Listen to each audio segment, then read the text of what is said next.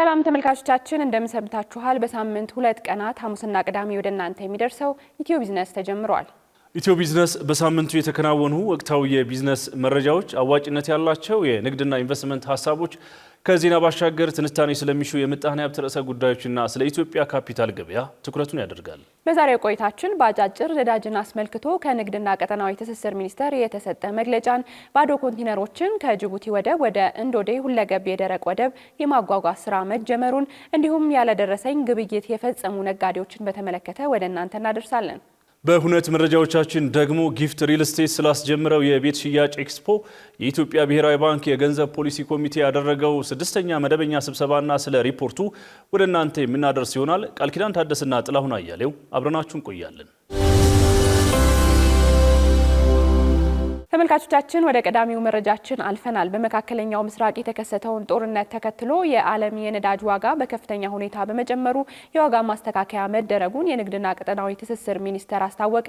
በመካከለኛው ምስራቅ የተከሰተውን ጦርነት ተከትሎ ከየካቲት 21 ቀን 2018 ዓ.ም ጀምሮ የዓለም የነዳጅ ዋጋ በከፍተኛ ሁኔታ መጨመሩን ሚኒስትሩ ባወጣው መግለጫ ገልጿል። ኢትዮጵያ ከውጭ አስገብታ የምትጠቀማቸው የነዳጅ አይነቶች ነጭ ናፍጣ፣ ቤንዚን፣ የአውሮፕላን ነዳጅ፣ ኬሮሲን፣ ከባድ ጥቁር ናፍጣና ቀላል ጥቁር ናፍጣ ሲሆኑ የግዥ ሂደቱን በመንግስትና መንግስት ስምምነት እንዲሁም በዓለም አቀፍ ግልጽ ጨረታ የሚከናወን ነው። ከመንግስት ጋር በተደረገ ስምምነት መሰረት 60 በመቶ ነጭ ናፍጣና 100 በመቶ የአውሮፕላን ነዳጅ ከኩዌት መንግስት የሚገዛ ሲሆን ቀሪው 40 በመቶ ነጭ ናፍጣና እንዲሁም 100 በመቶ ቤንዚንና ጥቁር ናፍጣዎች በጨረታ የሚቀርቡ ናቸው ይላል። የዓለም 1/5 ድፍድፍ ነዳጅ የሚተላለፍበት የሆርሙዝ የባህር ሰርጥ በመዘጋቱ እንደ ሳውዲ አረቢያ፣ ኩዌት፣ የተባበሩት አረብ ኤሚሬትስና ኢራቅ ያሉ ሀገራት በቀን የሚያቀርቡት 140 ሚሊዮን በርሜል ነዳጅ ተቋርጧል። በዚህ ምክንያት ወደ ሀገራችን ይገባ የነበረው 120,000 ሜትሪክ ቶን ነጭ ናፍጣና 60,000 ሜትሪክ ቶን የአውሮፕላን ነዳጅ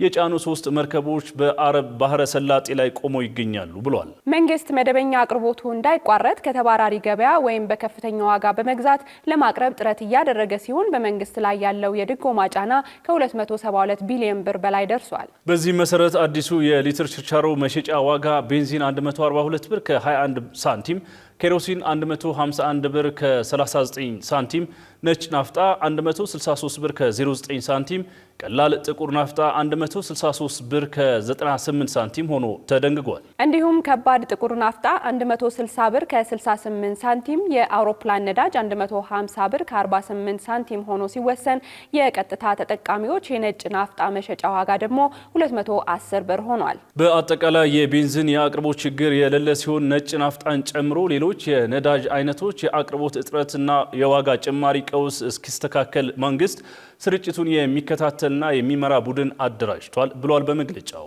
በቅደም ተከተሉ መሰረትም ነዳጅ የሚያጓጉዙ ቦቴዎች፣ የወጪና ገቢ ምርት ተሽከርካሪዎች፣ የመሰረታዊ ፍጆታና የኤክስፖርት ምርት አምራች ኢንዱስትሪዎች፣ ቁልፍ የመንግስትና የግል የልማት ፕሮጀክቶች፣ ሜካናይዝ እርሻዎች፣ የጸጥታና ደህንነት ተቋማት ቅድሚያ አገልግሎት የሚያገኙ ይሆናል። እንዲሁም የህዝብ ማመላለሻ ተሽከርካሪዎች፣ የጤና አገልግሎቶች፣ የቴሌኮም ታወር ስራዎች፣ የምርጫ ስራዎች፣ የውሃና መብራት አጣዳፊ ስራዎች፣ የሚዲያና ሰብአዊ አገልግሎት እንዲሁም ከፍተኛ የተማሪ ቁጥር ያሉባቸው ዩኒቨርሲቲዎች የቅድሚያ አገልግሎት የሚያገኙ ናቸው ተብሏል። ህብረተሰቡ ይህንን አስቸጋሪ ወቅት ለመሻገር በሚደረገው ጥረት ተገቢውን ድጋፍና ትብብር እንዲያደርግም መንግስት ጥሪውን ያቀርባል። የኢትዮ ጅቡቲ ምድር ባቡር አክሲዮን ማህበር በሀገሪቱ የወጪ ንግድ ዘርፍ ላይ የታየውን ከፍተኛ የፍላጎት ጭማሪ ታሳቢ በማድረግ ባዶ ኮንቴነሮችን ከጅቡቲ ወደብ ወደ እንዶዴ ሁለገብ የደረቅ ወደብ የማጓጓዝ ስራ መጀመሩን አስታወቀ። ተቋሙ ይህንን ስትራቴጂያዊ እርምጃ የወሰደው በዚህኛው የሩብ ዓመት የሚጠበቀውን ከፍተኛ የወጪ ንግድ ፍላጎት በብቃት ለማስተናገድና የኮንቴነር አቅርቦት ፍጥነትን ለማሳደግ መሆኑን ገልጿል። በዚህ የኮንቴነር የማጓጓዝ ሂደት ውስጥም ለሀገሪቱ የውጭ ምንዛሬ ግኝት ከፍተኛ አስተዋጽኦ ለሚያበረክቱ ስትራቴጂካዊ ምርቶች ማለትም ለቡና፣ ለጥራጥሬና ለቅባት እህሎች ላኪዎች ቅድሚያ እንደሚሰጥ ተገልጿል። ተቋሙ ላኪዎችና የመርከብ ወኪሎች ይህንን አጋጣሚ ተጠቅመው ምርቶቻቸውን በወቅቱ እንዲልኩም ጥሪ አቅርቧል።